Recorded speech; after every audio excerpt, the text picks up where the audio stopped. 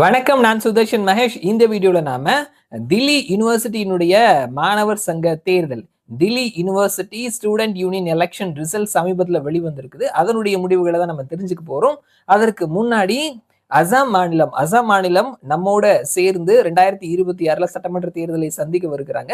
அசாம் மாநிலத்தினுடைய தேர்தல் களம் எப்படி இருக்குது, யாருக்கான வாய்ப்புகள் இருக்குது அப்படின்னு சொல்லிட்டு அசாம் மாநிலம் சம்பந்தமான கருத்து கணிப்பு முடிவுகளை சுதர்ஷன் டாக்ஸ் அப்படின்ற யூடியூப் சேனல்ல நான் வீடியோவா போட்டிருக்கிறேன். அந்த வீடியோவினுடைய லிங்க் கீழே டிஸ்கிரிப்ஷன்ல நான் கொடுத்திருக்கிறேன்.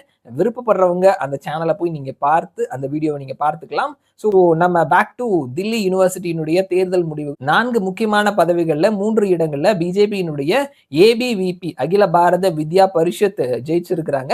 ஸோ யார் யார் எவ்வளவு வாக்குகள் பெற்றிருக்கிறாங்க அப்படின்றத தெரிஞ்சுக்கலாம் டீட்டெயில்டா. தலைமை பதவி பிரசிடென்ட் போஸ்ட்ல ஆரியன் மான் அவர் ஜெயிச்சிருக்கிறாரு. அவரை எதிர்த்து போட்டியிட்ட காங்கிரசினுடைய வேட்பாளர் ஜோஸ்லின் நந்திதா சௌத்ரி அவரை வீழ்த்தியிருக்கிறார். அதே மாதிரி வைஸ் பிரசிடென்ட் பதவிக்கு காங்கிரசினுடைய வேட்பாளர் ராகுல் ஜான்ஸ்லா அவர் ஜெயிச்சிருக்கிறாரு. ஏபிவிபியினுடைய கோவிந்த் தன்வாரை வீழ்த்திருக்கிறாரு.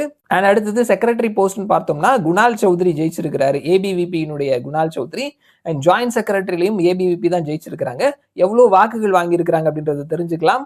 அண்ட் தலைமை பதவி பிரசிடென்ட்டை பொறுத்த மட்டும் ஏபிவிபி 28,841 வாக்குகளையும், 2வது இடத்துல காங்கிரஸ் 12,645 டபுள் மடங்குக்கு மேல ஏபிவிபி வாங்கியிருக்கிறாங்க. அடுத்தது சுயேட்சை 5,552, எஸ்எஃப்ஐ 5,385 வாக்குகளையும் வாங்கியிருக்கிறாங்க. வைஸ் பிரசிடென்ட்டை பொறுத்த மட்டும் காங்கிரசினுடைய வேட்பாளர் 29,339 வாக்குகளையும், ஏபிவிபியினுடைய வேட்பாளர் 20,547 வாக்குகளையும் பெற்றிருக்கிறாரு. 3வது இடத்துல எஸ்எஃப்ஐ 4,163 வாக்குகளை பெற்றிருக்கிறாங்க. அடுத்தது செக்ரட்டரி போஸ்ட்டை பொறுத்த மட்டும் ஏபிவிபி 23,779 வாக்குகளை வாங்கியிருக்கிறாங்க.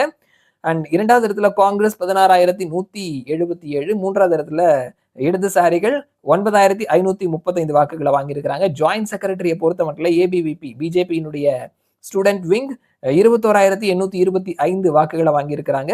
அண்ட் அடுத்தது காங்கிரஸ் 2வது இடத்துல 17,380 வாக்குகளையும், இடதுசாரிகள் 8,425 வாக்குகளையும் வாங்கியிருக்கிறாங்கன்றதை பார்க்க முடிகிறது. ஸோ பிரசிடென்ட் போஸ்ட்ல ஏற்கனவே சொல்லியிருந்த மாதிரி ஆரியன் மான் அவர் தான் ஜெயிச்சிருக்கிறாரு. ஸோ இவர் லைப்ரரி அண்ட் இன்ஃபர்மேஷன் சயின்ஸ் படிக்கக்கூடிய ஒரு மாணவர். அண்ட் வைஸ் பிரசிடென்ட் காங்கிரஸினுடைய வேட்பாளர் ராகுல் ஜான்ஸ்லா அவர் தான் ஜெயிச்சிருக்கிறாரு. இவங்க புத்திஸ்ட் ஸ்டடீஸ் படிக்கக்கூடிய மாணவர். அண்ட் செக்ரட்டரியை பொறுத்த மட்டும் பிஜேபியினுடைய ஏபிவிபி குணால் சௌத்ரி அவரும் புத்திஸ்ட் ஸ்டடீஸ் படிக்கக்கூடியவர். ஜாயிண்ட் செக்ரட்டரி தீபிகா ஜா இவரும் புத்திஸ்ட் ஸ்டடீஸ் படிக்கக்கூடிய மாணவர்களா இருக்கிறாங்க. 2 நாளைக்கு முன்னாடி ராகுல் காந்தி எப்படி இலங்கையில, வங்கதேசத்துல, நேபாளத்துல நடந்த மாதிரி இளைஞர்கள் குறிப்பா ஜென்சி இளைஞர்கள் அவர்கள் ஜனநாயகத்தை மாத்தணும் அப்படின்னு சொல்லியிருக்கிறாரு. இதே மாதிரி தேர்தல் வழியா ஜெயிக்க முடியாம மாணவர்கள் அவர்களுக்கு விருப்பமான தலைவர்களை வங்கதேசத்திலையும் நேபாளத்திலையும் கொண்டு வந்த மாதிரி நீங்க இந்த அரசாங்கத்தை கவிழ்த்துட்டு மற்றொரு அரசாங்கத்தை கொண்டு வரணும் அப்படின்ற மாதிரியான பொருள் படுற மாதிரி அவர் பேசியிருந்தார். கொஞ்ச நாளைக்கு முன்னாடி பஞ்சாப் யூனிவர்சிட்டியினுடைய தேர்தல் முடிவுகள், அதுலயும் பிஜேபியினுடைய ஏபிவிபி ஜெயிச்சிருந்தாங்க. இப்போ தில்லி எலெக்ஷன்லயும் பிஜேபியினுடைய ஏபிவிபி ஜெயிச்சிருக்கிறதுனால ராகுல் சொன்ன அந்த ஜென்சி இளைஞர்களினுடைய பார்வை அப்படின்றது தேசியத்தை நோக்கி, குறிப்பா பாரதிய ஜனதா கட்சியை நோக்கி நகருது அப்படின்ற மாதிரி சொல்லிட்டு இருக்கிறாங்க பிஜேபியை சேர்ந்தவர்களும் அரசியல் நோக்கர்களும்.